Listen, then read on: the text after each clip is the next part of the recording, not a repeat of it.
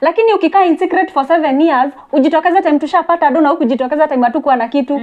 Pahali tu alizaliwa alelewe in secret. Lakini ujue nikwambie. But ujue one more thing. Hapo penye alizaliwa alelewe, anaweza kuwa analelewa in secret with the same money ulitafuta bila wewe kujua. No face, no case. Afadhali amena huko na pesa ya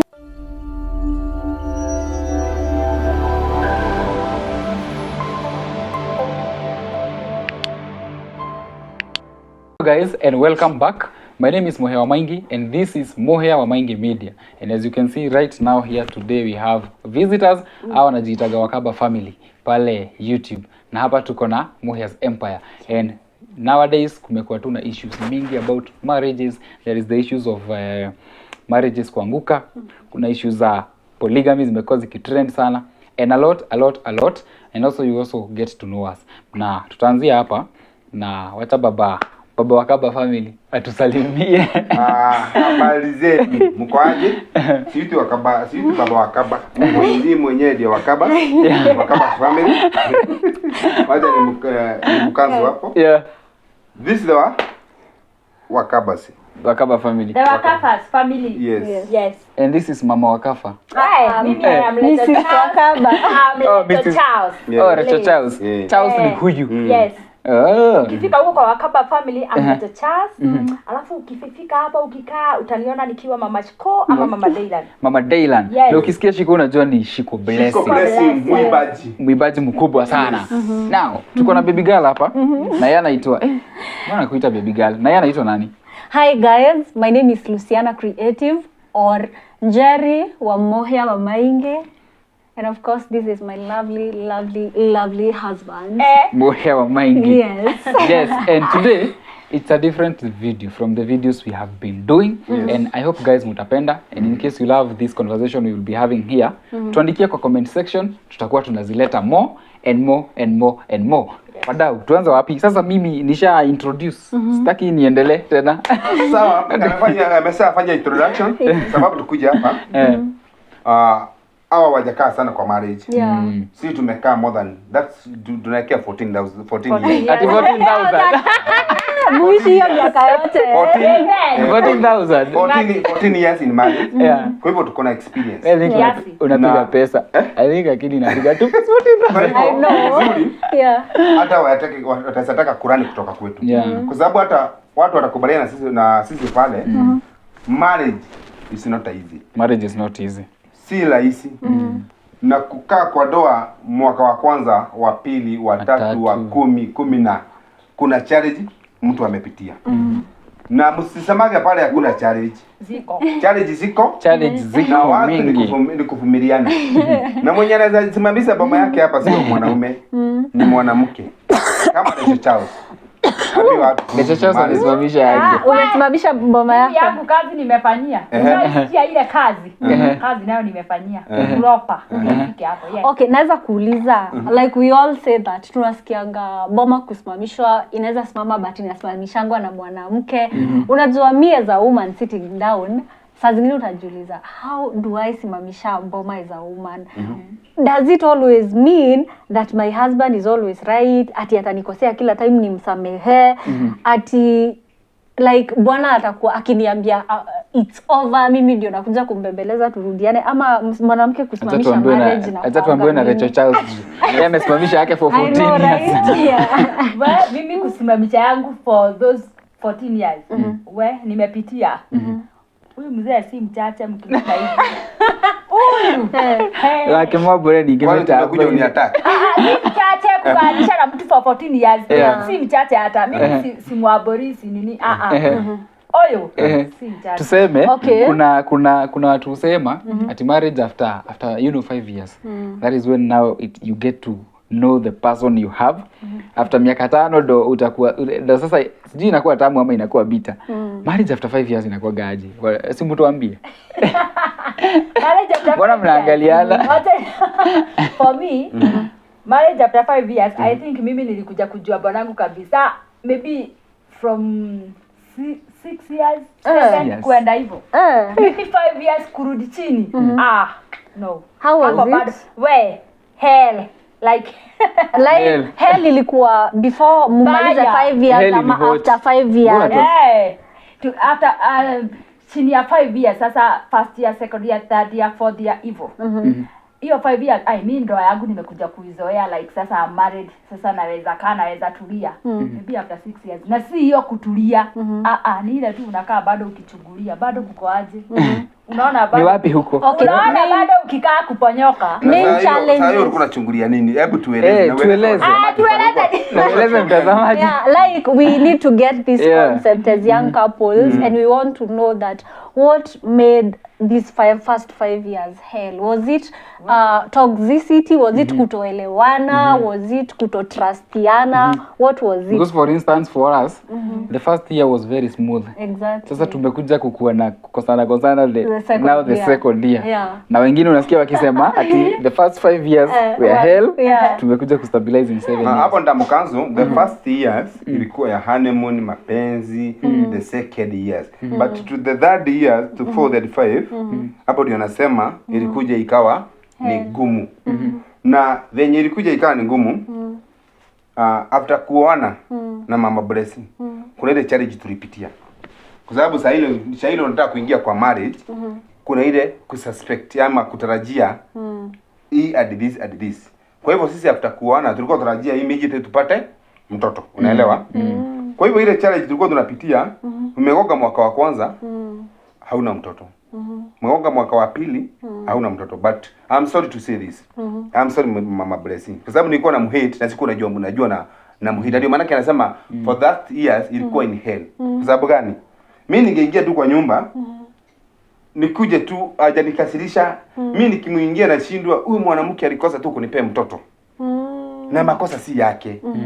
Kuna wakati ningetoka niseme nilikosa tu mtoto atazailia kwa hii nyumba. But tazaambia mtazamaji pale ama wenye wameingia kwa marriage, ni mzuri kuwa mvumilivu. Na mvumilivu ula mbivu. Kwa sababu gani? Kwanza kuna kitu ingefika. Sinajua kuna ile wageni wanatembeaga mwisho wa mwezi. Nisikie wageni wametembea, nisikie nimerudi chini. Ile chini ya kabisa. Ya kabisa. But sikuwa najua huwa na hate bibi yangu ama na acha nikimuumiza. Sababu mimi nikienda job nilikuwa namwacha akilia. Unaona? Kwa hivyo ile heli ilipitia kwa sababu yeye mimi nilikuwa naona kama ni yeye ananinyima mtoto. But sikutaka. Na iko mapenzi yake. Umeelewa? Kwa hivyo mimi nilikuwa sikuwa na ile subira. But let me telling you, wakati ya Mungu ndio mzuri. Kwa sababu tulipitia na after kuvumilia, kwa sababu hata yeye alivumilia, sisi tulivumilia. Ndio maana yake tumevumilia mpaka tukafika hapa. Mama Shiko, unaweza taka kuambia nini? You know, there are so many couples out there. They're struggling with having babies. Kama hivyo baba Shiko amesema kama mtoto kanalia kwa nyumba. What would you like to tell somebody who is struggling out there to have? Kama kuna time yenye nilipitia, ile yenye unaweza sema ilikuwa the hardest. Nikiwa kwa ndoa ni hiyo time. Yaani Luciana unaamka unaekea mzee chai. Angalia hivi, anakuangalia kutoka kichwa mpaka mguu hivi, unashindwa unampea ya nini. Alafu unasikia akikurusha kimaneno. Yaani nilikosa tu mtoto anaweza kulia kwa hii nyumba, ni atage mwanamke kama amejitandaza huku. Anatoka na anaenda. Umebaki kwa nyumba peke yako, hauna mtoto, hauna mimi nilikuwa nalia. Hakuna time yenye nilikuwa na trauma kama kupata periods zangu. Wow. Alafu juu hatutaki kwenda hajaambia a person mwenye amekosa mtoto huko ugemera hata unaweza ambia ni baba Shiko amesema tugoje God. Mimi ningepata periods nilikuwa naishi kulia juu imekuja, nikimpigia simu akisikia nikimwambia tulikuwa tumegojea periods zimekuja, anakata simu. Nao kwa kuambiana hivyo ni hata hao wenye wanagojea mtoto time inafikanga periods zao zikifika wana lose hope kabisa na wanakosa moyo kabisa. Wengine hata maybe wanapitia kuniliko. Juu mimi there was a time mpaka niliambiwa achana na watoto wangu, enda ukazae watoto wako. Sijai sahau mpaka saa hii. Si watoto nilikuwa nakosa kuzaa. Ni kushindwa, nilikuwa nashindwa kuconceive by then. So wenye wanashindwa kuconceive first waangaliwe na matibabu and secondary uombe sana. Juu mimi nilikuwa naishi fasting and prayers. Na nikifast na nikiomba nilikuwa naishi Kenyatta House. Naenda naangaliwa naambiwa sina shida. Mpaka there was a time nilipewa glucose pressure ipande. Waone kama ndio maana huwa si conceive ama napatagwa na pressure. So kama umekosa mtoto hapo na kama umepitia hiyo challenge ya kukosa mtoto for first year, second year, third year, you just trust God. Utakuwa sawa. Wow, nilikuwa na swali. This is a challenge actually. I didn't know wamepitia. So naweza nataka kujua ilikamaje ikafika pahali mka overcome about mkakuja mkajipata hadi mko na watu hii. Nikichangia hapo, nikitaka kusema marriage. Marriage si rahisi. Na wewe uko hapo unatarajia kuingia kwa marriage. Ingia ukitarajia kuna kushuka na kupanda. Ujue umeleta mtu mwenye ujui kwa nyumba yako. Ujue umeleta mtu mjaionana kwa nyumba yako. Amesema hivyo juu yeye courtship yangu mimi na yeye haikulast even 2 months. Wale mama feveine. Hapana, haikulast even 2 months. Bebe mlifanya harusi. Nikajipata ndio tunafikiria kufanya. Hata sija propose bado bado.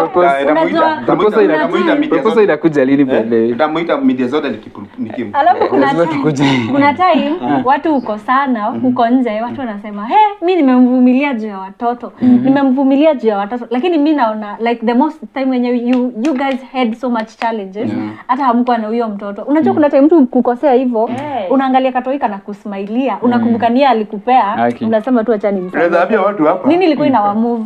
Usiambie watu ati niko hapa juu ya watoto. Ati nimekuvumilia juu ya watoto. Hapana, hiyo sio kujenga marriage. Ni mzuri. Kwa sababu tuseme kama ungetaka kuwa mtu mwenye unajua, ungeoa sister yako. Kama ungetaka kukaa na mtu mwenye unajua, ungeoa na brother yako. Kwa hivyo ni mtu umelete, umekutana na watu wawili. Total stranger. Ungeleta watu wawili, umeingia kwa nyumba. Kwa hivyo mwaka wa kwanza hujajua bibi yako. Naye haja kusoma na haja kujua. Hata mwaka wa pili, by the way hata nyinyi hakuna kitu mnajuana. Bado kuna nyinyi alafu kuna sisi. Kuna kitu. Sisi 1 month tulikuwa. Ulikuwa umesomana?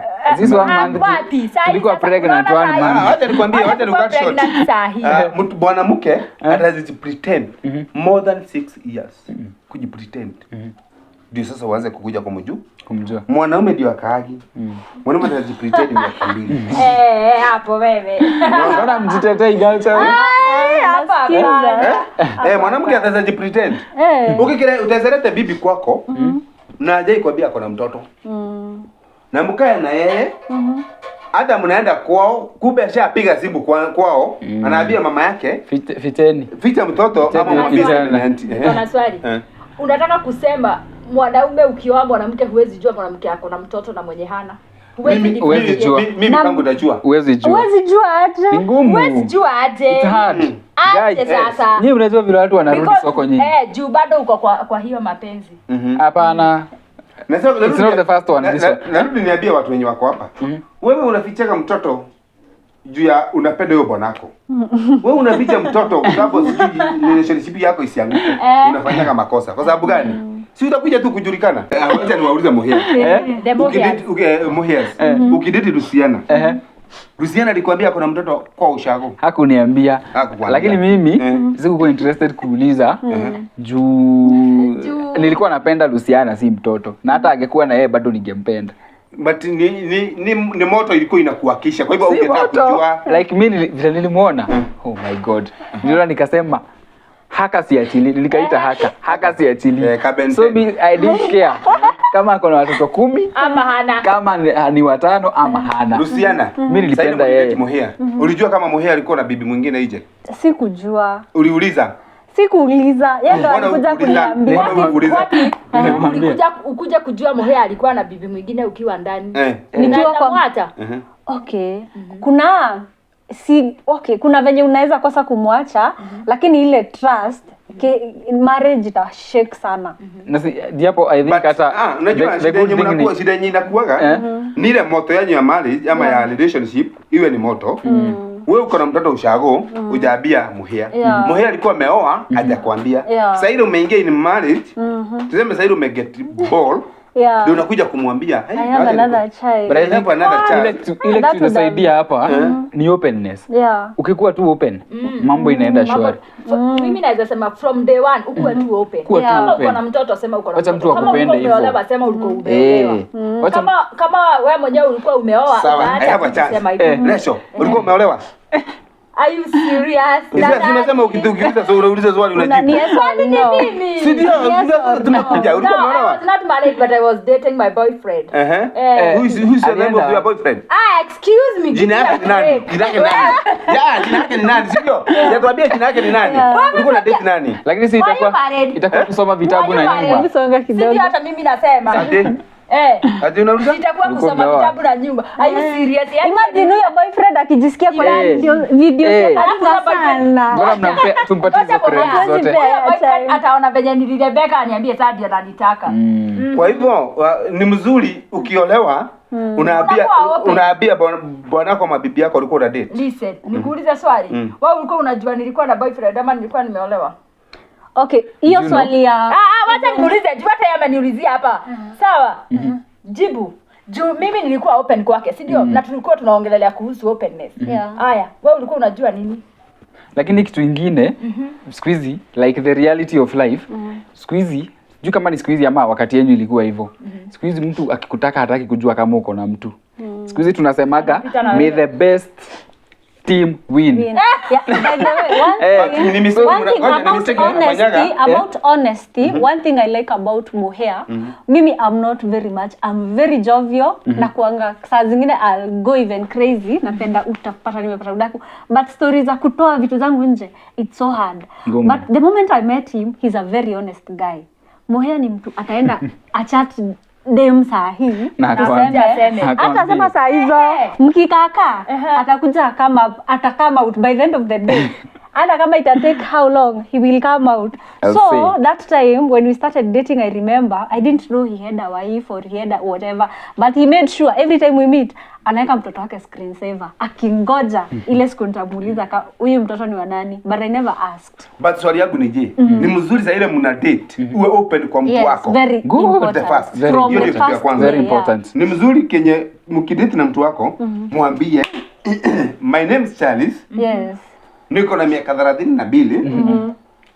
Nilikuwa na girlfriend 1 2 3 4 5. That's bad. Oh, why kuhesabu? Na that's why napigana na hiyo story yako. Hiyo ni mbaya. Sasa why kumhesabia? Sawa. Unafaa kumwambia ulikuwa na boyfriend ama ulikuwa umeolewa. Kama ulikuwa umeolewa ni vizuri kumwambia.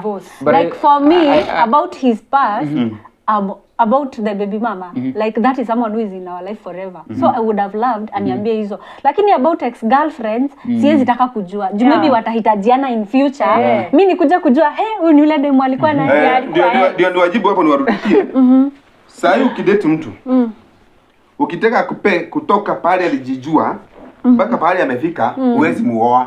Lakini hata itakuwa interest yako gani? Yes, kwa sababu nataka kujua nini haswa. For example, ngoja nipeane for example na hiki kikombe. Tuseme hii ni maidi. Mimi nikiwa Charles nimenunua hii maidi tushauriane. Nimekuja nikikula maidi yangu nikafika nikapatana na Mohea. Mambo baba shikoi poa ile kama nikapea maidi. Shika maidi. Akaendelea kukula. Akafika kwa Dio, akapatana na Karaja. Karaja akaenda kukula maidi. Akafika Nyamavira, akapatana na Jeroge. Jeroge akakula maidi. Akamaliza. Mimi baba shiko nimesimama Nyamavira. Jeroge ametupa moshakwe ama ile naitago? Hiyo moshakwe. Mimi nitajua nani alikuwa na maidi? Hautajua. Huwezi jua. Nitajua huyo ametupa moshakwe ndiye alikuwa na maidi. But imekula na watu wangapi? Uvai kujua pasi ya mtu. Wewe ukipatana na mtu, mchukue penye yako. Wachana na pasi. Kitu yenye hata ndeza insist aseme pale, ni aseme niko na mtoto. Ama nilikuwa nimeolewa. Bwana aseme nilikuwa nimeoa na niko na watoto ama mtoto. Ndio ukiingia kwa ile marriage, uwe unajua umeingia kwa mtu alikuwa in marriage, mke wake yako ama watoto. Na watoto wako ama mke yake aliaga ama alienda nje ya kazi, ndio ukiingia kwa ile boma ujue unaingia aje. Kwa hivyo wenye wanadanganyanaga wanarudi hata kusema sijui nikimwambia ataniacha. Hata ukikaa miaka 10 ukuje kuambia mzee na ulimdanganya atakuacha. Atakuacha tu. Niwaambie kitu moja. Mwanaume hana shida ya kukuacha hata after miaka 10 na akuacha na watoto na aende achukue mwingine na aanze. Unajiuliza ni kwa nini mwanaume anakuacha na watoto wamezaa anaenda kuchukua wengine kulea ni kwa nini? Kwa nini? Kwa sababu umefanya nini? Umemwambia kitu yenye ulikuwa umemficha miaka mingi. Kwa sababu mwanamke mnafikiriaga sijui nikiambia bwanangu nilikuwa na mtoto mwingine ataniacha. Kwanza mwanamke anafikiria wacha kwanza nimbebe ball. After kumbebea ball nitamuelezea. Wewe unabeba ball yako unakaa unakuja unamwambia babe ujioni kuna kitu nataka kukwambia. Utakasirika? Mzee akwambia siwezi kasirika. For sure. Naambia unajua niko na mimba but before tuone niko na mtoto ushago. Inakuwa mistake sana kwa wasichana kwa sababu utatupwa na ile mimba na uko na mtoto ushago. Afadhali mwambie mapema akuache mapema. Kwa hivyo hapa tunasema ni vizuri kuongea ukweli. Ni vizuri kukuwa open. Na wewe mwanaume kama uko na mtoto umezaa nje na unasaidia huyo mtoto ni mzuri waambie mke wako mkiingia kwa in marriage. Asikuja kujua kuna mtoto ulikuwa umeficha pahali ama umezaa pahali na umuelezee. Kwa hivyo kuna mwingine akona swali? Baba Shiko anaifanya all about himself. Guys, inafaa kuwa discussion. Unajua nyinyi mnasikiza. Okay, so there is this issue. Umekaa like 14 years alafu usikie mkiwa kwa hii period ya marriage when you are the 5th year Baba Shiko alipata mtoto pahali but he never told you. Umekam kujua saa hii after 14 years but alikucheat after 5 years of marriage. Situation ni ngumu. Tricky. Imagine. Sasa unajua kitu yenye unaweza fanya first. Sasa hiyo uchapata mtoto wako, si ndio? Na mchakubaliana sasa wewe ndio uko kwa nyumba. Ule alikuwa past. So I think you have to accept mtoi na move on. Lakini si past juu ni after 5 years. 5 years in marriage. So unajua? So alipoana 5 years alicheat akapata mtoto. But unakamkujua saa hii mkiwa 14th year. Okay. Uta accept huyo mtoto? Kwa nini nimeaccept? Siwezi. Ni wako. Mtoto wangu. Sasa ni wako, lakini mimi nilikosa kukuzalia for those 5 years. Hapana, uliacha na mtoto kwa nyumba. Hapa ile discussion iko hapa ni kusema nilicheat au kujua. Bahati nzuri ama bahati mbaya ule akaget pregnant na akazaa mtoto. Na mimi naendelea kusupport mtoto. Umekuja kujua after kama 5 to 7 years. Then later. Mtoto mkubwa. 7 years later. Kwa nini wewe haukuwa na guts za kuniambia? Ulienda? Yes, nilienda hapo. Hata sio kuambia. Tu hapo. Ngoja kwanza tukiwa hapo. Ngoja tukiwa hapo. Baba Shiko. Tukiwa hapo. Nikikuja nikwambie leo nimecheat. Arishu utakaa kwa hiyo boma yako. Okay. After mtoto huyu amezaliwa hata afadhali Sasa anakosa kukwambia. Unaweza kuambia sasa nikikuja nikwambie kuna mtoto alizaliwa jana ni wangu. Utakaa. Sikiza huyo kuja ukaa na yeye. Sikizeni. Lakini sikizeni mimi Kenya naweza fanya. Mmepata mtoi. It was our 5 years in marriage. Okay. Watu wameoana wanajua vile hizi first years you struggle a lot, especially you figuring out ni job gani ita work, which way you're going to make money. Okay, mko in love but you're going through a lot, you know, ya kujiaccept. Ukaenda ukacheat in secret, never told me. That lady came and slept with you, never told me. Stayed in the secret, si ndio? For all those 7 years or 9 years ameishi uko in secret bila kuongea. Na sisi tuko hapa tunajenga Bohia Empire. Mimi Luciana saa zingine nalala njaa ndio nikulipie fare ama nikuwekea gari mafuta maybe. Unaenda una hustle, unani support na kusupport. We were there for each other. Si ndio tumeanza from scratch to now 14 years. Maybe hapa 14 years tuko sawa financially. Ndio sasa unajitokeza na mtoto wako. Mimi as Luciana Creative, whatever we created with Mohea, your child is your child with him. Whatever we created together, kando. Nyinyi muanzie empire yenyu, mcreate. Kama ni biashara. It's good, you know, ngoja wacha nikukate. Wacha nikukate. Kama ni biashara uwekewe. Na si na pesa yetu, pesa yake peke yake. Haina shida hivyo. Msupport mtoto, lakini don't bring your child in my family. Unajua na baba shikoli kwa sababu kiana muenda.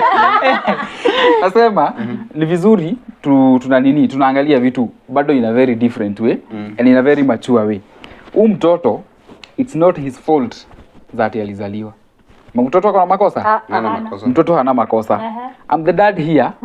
I'm a millionaire. This kid is mine.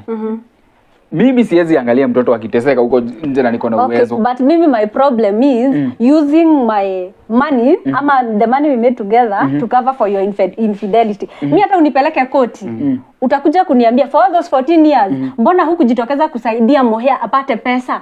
Sawa, wacha nikuulize swali. Hiyo tu venye. Wacha nikuulize swali. Wakati nilienda kucheat, hatukuwa na kitu. Tulikuwa chini. Exactly. Ndio. Ule akaget ball. Akakuwa na akapata mtoto. In secret. Yeah. Amekaa mwaka wa kwanza in secret. Wa pili in secret. Wa tatu in secret. Kwa hiyo miaka na mimi na hustle. Kwa hivyo after 7 years a multi-millionaire. Na yule mtoto ako pale. Nakubali kuona mtoto akiteseka. Na hata kama nilimpata nikiwa na shida na sasa nimefaidika.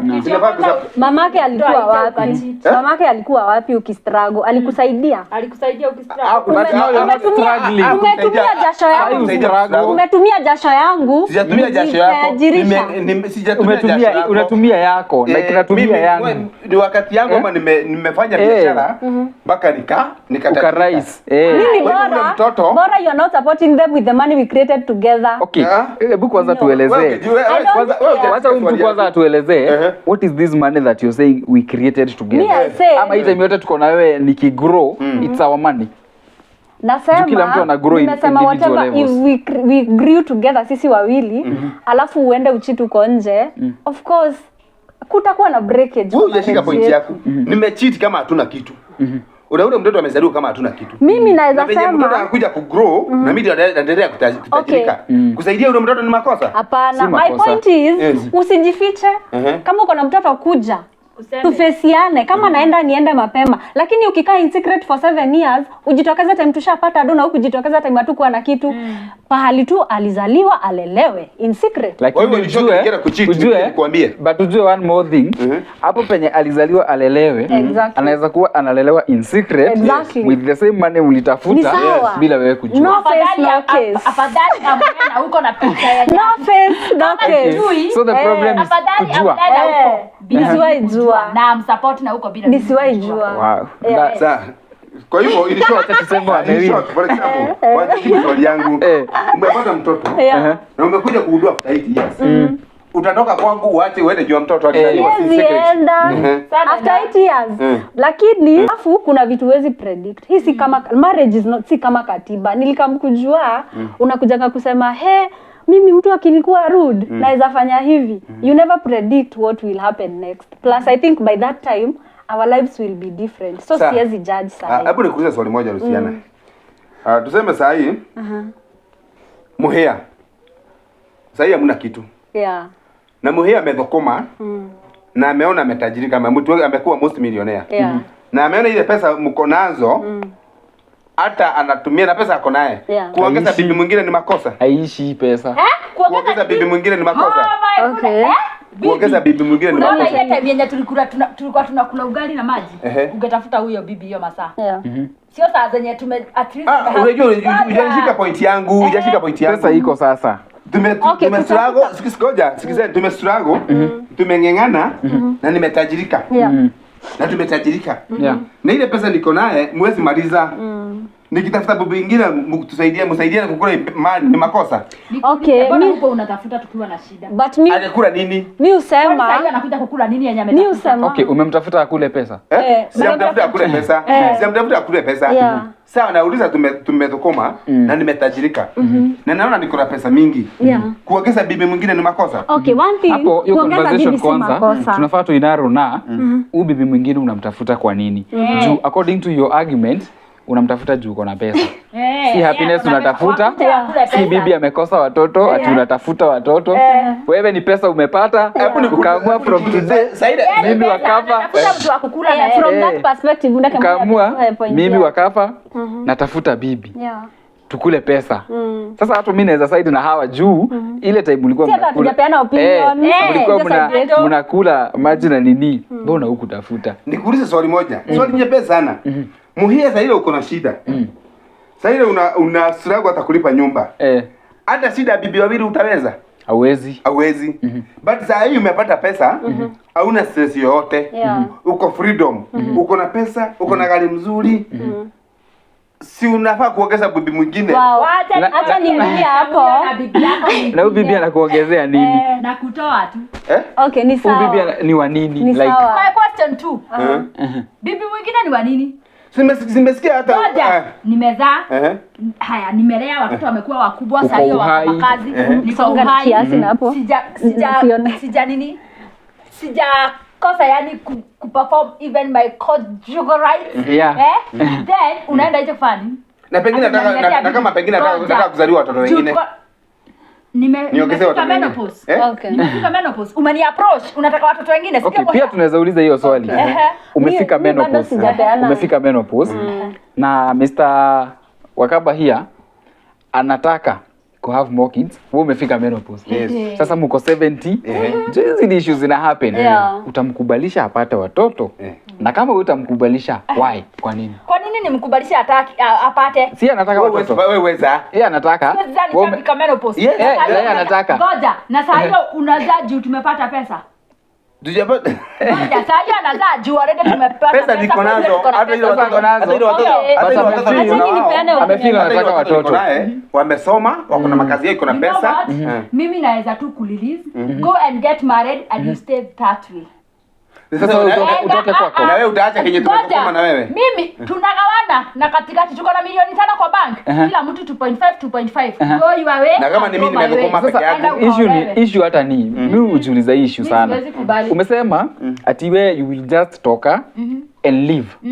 Na una live kwa nini? Unaacha mali yako na mtu wako na watoto wako kwa nini? Mtu like hizo needs zake tuseme conjugal nini haumpei. Na yeye ako hapa. What if nampea? Okay, let's put into perspective. Haumpei na ako hapa anataka. He has his needs. Sasa should be his happiness be the reason ati hamko pamoja. Okay, let's put sija comment kwa hii issue pia. Na pengine amezeeka. Na mama wakizeeka, unajua sasa pale amezeeka nikashushu. Ama tuseme tu amegonjeka na si kusema. Anagonjeka akiwa wote. Mfai kuacha pato wako kama amegonjeka.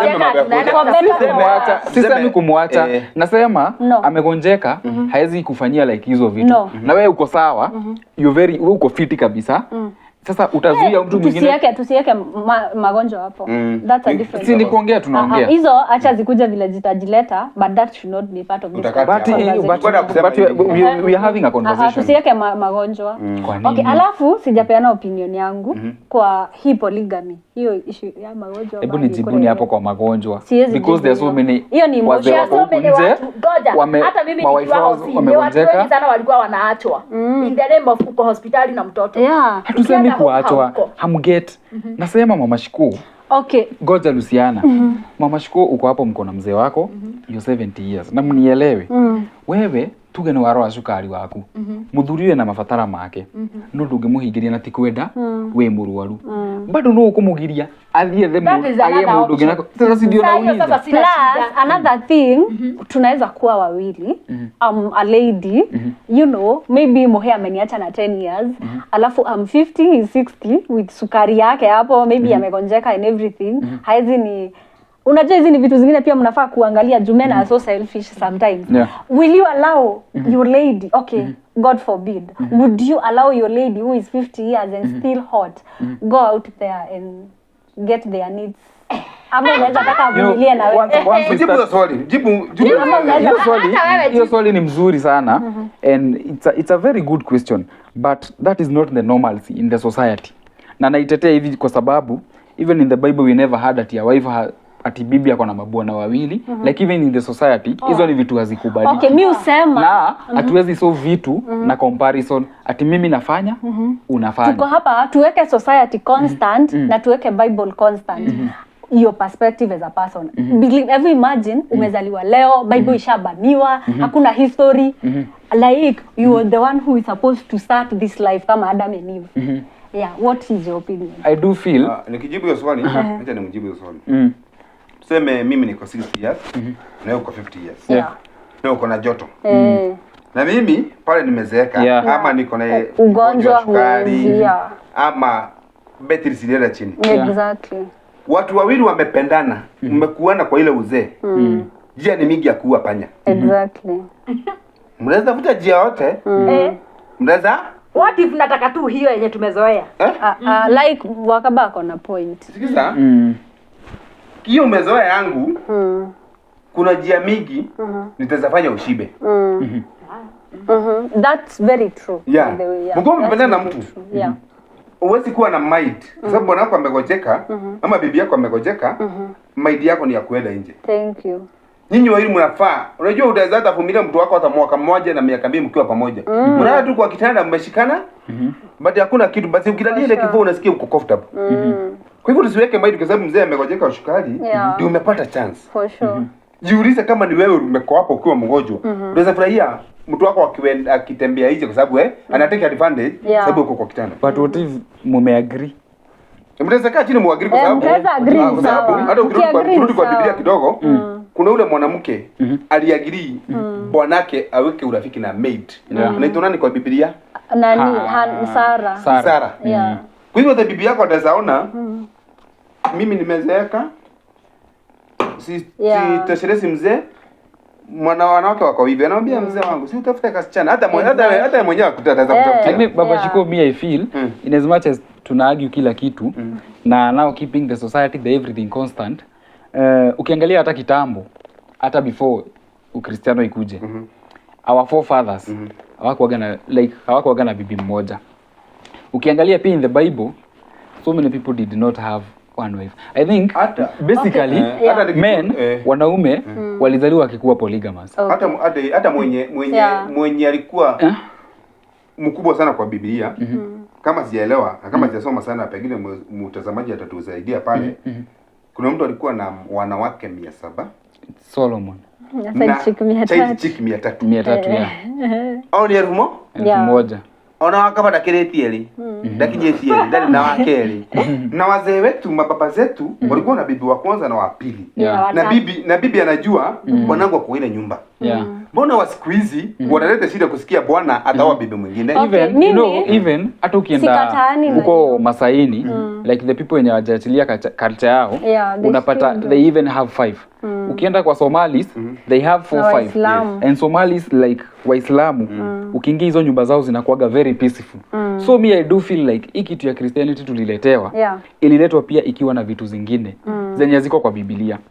I think like polygamy hiyo ni culture mzungu tuliletewa. Something like before utaenda hapo hata mzungu ndiye alituletea mambo mingi akaacha akafanya tusahau na utamaduni wetu. Exactly. Okay. Na zaidi alituletea wewe akarudi akatuachia na ile. Okay. Acheni turudi kwa conversation yetu hapa. Naweza sema by the way hapo mzungu alitufanya vibaya. Alituondolea polygamy akaleta stories za side chicks. By the way that was his culture. Also, and I would say I'm never wakatuondolea polygamy and now wanaleta hizi mambo za men to men, women to women wana support unaona but kama ile ya polygamy wanatutolea. I have a point on polygamy me on my side and I would say that you see in Islamic culture women are treated the way our traditional women were treated. Like mwanaume atakuweka kwa nyumba. Do I have my friends who have married Muslims? Unapata mostly they are housewives. Wow, ama if they are in business ni family businesses most of the times. So they are used to that culture. Sisi tukigrow tumeexposiwa to this culture of supporting your husband. Mimi kama kwetu I used to see my mom akienda job na dad wanakujanga wanaweka pesa kwa meza na wana plan, wanasema ni ngapi tutalipa school fees, ni ngapi tutanini. So in that scenario we were brought to know that women have power in marriage and men have power. My point is not there. When you come to our culture in Kikuyu, when you're struggling as a man, ama time tumepatana, from the word go, you don't tell me that I'm a polygamous man. Wewe unaniambia I will stick with you to the end, ni support na mimi ni kusupport, you see, which is right, and I'm not against polygamy by the way. Ikifika ile point yenye tushatoka kwa hiyo struggle, na unajua time yenye hamna mna struggle a lot, kuna time mta fight against, you know, people, mta fight against juu ya kusota. Wanaume of course wakisota wanakuagi na moods, wanakuaga tu moodless. Nimedeal na hizo mood zote, alafu hadi ukastabilize. The moment you stabilize, you bring sasa the second wife. Alafu hapa, of course this second wife is a hot chick. She will be hotter than me, younger than me, bubblier than me, everything. Romantic than you. Exactly. Atakuwa na joto kunishinda. Mimi nimezeeka, nimekaa hapa, alafu nimekuzoea, tumezoeana, you know everything. You want to explore this person. So definitely you will spend more time with her automatically. Alafu mimi nikiangalia hivi nione gari uko nayo, nakumbuka guy. Huyu jamaa maybe hata aliniambia nimsainie kama alikuwa anachukua loan, akaniambia nimsainie kama guarantor. You get like so much. Kuna point ilifika tu wezi lipia watoto school fees. Sasa hiyo umesimama, umepata bibi wa pili, you know.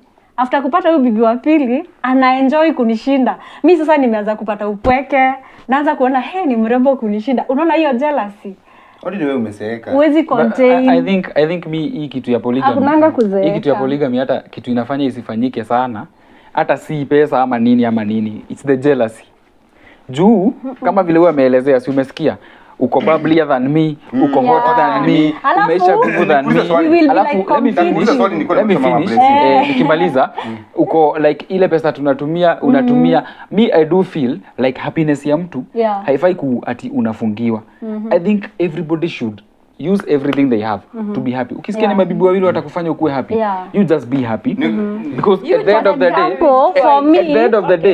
at the end of the day, utakufa na hii dunia tunaiacha huku. So I do think that another person should afai kufungia happiness ya yule mtu mwingine. Ukisikia utakaa na mabwana wawili ndio inakufanya ukuwe happy.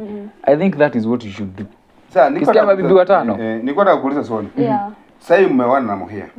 Na mnasuragu nyinyi wawili. Anaweza ongezea bibi mwingine mkisuragu? No. Hawezi ongezea bibi mwingine. But sasa amekuwa stable na amekuwa poa na ako na pesa mingi. Mbona asiongezea bibi mwingine? Okay, kuna kitu side nyingine ya life atuangaliangi. It's very good to enjoy, to travel, to adventure. Alafu pia watoto wenyu maybe hawakuwaona mkienda hata vacations, hawakuona that experience of love in your family because you are financially low. Sasa mkipata do, instead of creating these memories we couldn't create when we were younger, juu ya kukosa do, mbona tusizi create sahi? Sawa, hiyo discussion haiwezi isha leo. Kwa sababu ile shida iko, nyinyi mnasikia wivu. Mko na wivu sana. Sasa tumekaa stable. Alafu nyinyi unaona ukipata bibi mwingine kuna vitu nitataka na huwezi nipea that time kama ku adventure. Hata nikikupia hiyo adventure, hata nikupatie nini? So na hutaki unaona mimi wao akipata huyo bibi wa sisi tunatafuta bed. Angalieni. That is even what to do. Unajua baba shikwa watu hufanya nini? Watu hufanya unaona hata wakitafuta hizo bentens si ati hawanaga. Anajiangalia vibaya. No, let me finish. Unaona hata akikiwa na benten, akiwa hata 60 years, you will never know. Sisi men we have one weakness. Mimi the moment nimeanza kuona a woman na hapo, nitashikwa. But these people, hii kitu wanapinga, wanakuaga wakifanya. For real. Only that wanafanyaga chini ya maji. Tunafanyaga. Amshikwagui. Sisi. Amshikwagui. Lakini kwani sugar ladies wameka bentens. Most of them are married women. And you will never catch them. But once a man gets a side chick, now this woman with a benten, utasikia anatetesha bwana wake. You know why men get caught? Because women love competition. Unaona hata yule dem mwenye ni beshte yako sahi, atataka sana bibi yako ajue yeye ni beshte yako, amfilishe. I think wanawake wameupa wanapenda sana kufilishana. Malizeni hii conversation. Hii conversation iwezi isha. Leo. Kwanza kuna ingine sasa tumeanza hiyo ya benten. Leo unapenda sana stories za benten. Mama shiko. Unajua kuna benten. Nitakata mguu, ukae hapo niko hiyo heri uko hapo. Kama nini tunataka mabibi. Sisi tunatafuta benten. Na mimi ukipata benten na kukata mguu niko hapo. Sawa. Thank you guys so much for watching. I hope you enjoyed the conversation. Tutaendelea next time na tutakuja na stories za Ben 10. Mnaweza taka tuongelee nini? Bring more questions na mlete ile kitu mnaweza taka tuongelee next and have a good night. Over Bye here we had Rachel Charles. Luciana Moher. Charles Wakaba Wakabas family. Remember to go to the Wakabas family. Give me a subscriber. To Moher. yes. Empire. And my name was of course Mohe wa Mangi. Until the next time, bye bye.